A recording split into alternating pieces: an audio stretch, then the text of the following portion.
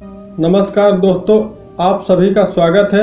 आज मैं आपको एक बेस्ट मोटिवेशनल स्टोरी के बारे में बताऊंगा। कौवा और उल्लू की कहानी। बहुत समय पहले किसी घने जंगल में पक्षियों की सभा लगा करती थी। जानवर अपनी परेशानी राजा को बताते थे और उसका हल निकालते थे। लेकिन एक जंगल ऐसा भी था जिसका राजा गरुड़ सिर्फ भगवान विष्णु की भक्ति में लीन रहता था। इससे परेशान होकर हंस, तोता, कोयल व कबूतर जैसे तमाम पक्षियों ने एक आम सभा बुलाई। सभा में सभी पक्षियों ने एक स्वर में कहा कि हमारे राजा गरुड़ हमारी ओर ध्यान ही नहीं देते। तभी मोर ने कहा कि हमें अपनी परेशानियों को लेकर विष्णु लोक जाना पड़ता है। सभी जानवरों को दुर्गति हो रही है, लेकिन हमारे राजा को कोई फर्क नहीं पड़ता। उसी वक्त हुदहुद चिड़िया ने एक नया राजा बनाने का प्रस्ताव रखा। कोयल ने कुहू कुहू और मुर्गे ने कुकड़ू की आवाज़ निकालकर उसका समर्थन किया। इस तरह घंटों चली सभा में परेशान पक्षियों ने आम सहमत से एक नया राजा चुनने का फैसला लिया। अब राजा को चुनने के लिए रोज बैठक होने लगी। कई दिनों तक चर्चा करने के बाद सभी ने आपसी सहमति से उल्लू को राजा चुन लिया।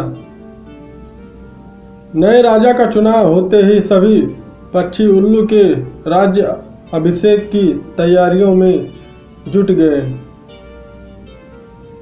तमाम तीर्थ स्थलों से पवित्र जल मंगवाया गया और राजा के सिंहासन को मोतियों से जड़ने का कार्य तेजी से होने लगा। सारी तैयारियों होने के बाद उल्लू ने राज्याभिषेक का दिन आया।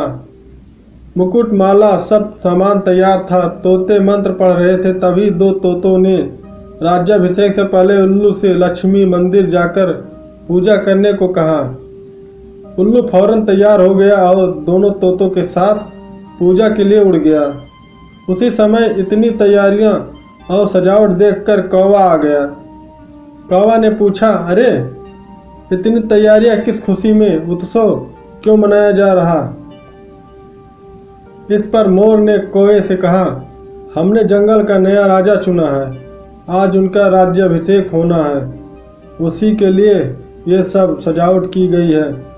इतना सुनते ही गुस्से से लाल कौवे ने कहा, यह फैसला लेते समय मुझे क्यों नहीं बुलाया गया? मैं भी तो एक पक्षी हूँ। इस बात का जवाब तुरंत मोर ने देते हुए कहा, यह फैसला जंगली पक्षियों की सभा में लिया गया था। अब तुम तो बहुत दूर इंसानों की शहर और गांव में जाकर बस गए हो। गुस्से में काले कौवे ने पूछा, किसे तुमने राजा चुना? तो मोर ने बताया, उल्लू को। ये सुनते ही कौवा और गुस्सा हो गया। वो अपना सिर जोर जोर से पीटकर काँव काँव करने लगा। मोर ने पूछा, अरे क्या हुआ तुम्हें? कौवे ने कहा, तुम सब बहुत मूर्ख हो। उल्लू को राजा चुन लिया जो दिन भर सोता और जिसे सिर्फ रात में दिखाई देता। तुम अपनी परेशानी किसके पास लेकर जाओगे?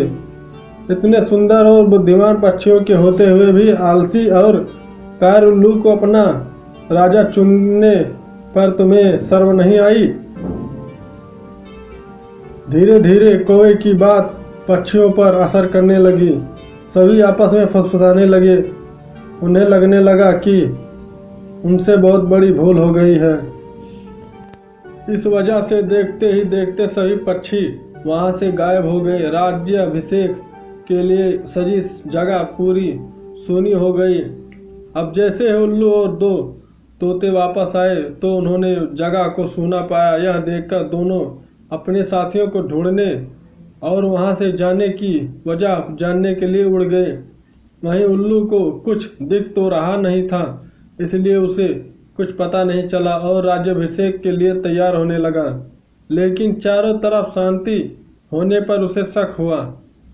उल्लू जोर से चिल्लाए, कहाँ गए सब? इतने में पेड़ पर बैठी उल्लू की दोस्त ने कहा, सब चले गए, अब नहीं होगा आपका राज्याभिषेक, आप नहीं बनेंगे जंगल के पक्षियों के राजा। इतना सुनते ही उल्लू ने चिल्लाकर पूछा, क्यों, ऐसा क्या हुआ? उल्लू की दोस्त ने बताया कि एक कौवा आया और उसने सभी को पट्टी पढ़ाई, इसी वजह से सब यहाँ से चले गए। बस यही कौवा यहाँ पर है। ये सुनते ही उल्लू का राजा बनने का सपना चकनाचूर हो गया। दुखी उल्लू ने कौवे से कहा, तूने मेरे साथ ऐसा क्यों किया? लेकिन कौवे ने कोई जवाब नहीं दिया। इतने में उल्लू ने ऐलान कर दिया, आज से कौवा मेरा दुश्मन है। आज से सभी कौवे उल्लुओं के दुश्मन होंगे और ये दुश्मनी कभी ख़त्म नहीं होगी। इतना कहकर उल्लू उड़ गया। उल्लू की धमकी सुनकर कौवा बहुत परेशान हो गया और कुछ देर तक सोचने लगा। इस दौरान उसके मन में हुआ कि बेकार ही उसने उल्लू से दुश्मनी मोल ली। उसे काफ़ी पछतावा भी हुआ, लेकिन अब वो कुछ नहीं कर सकता था क्योंकि बात बिगड़ चुकी थी।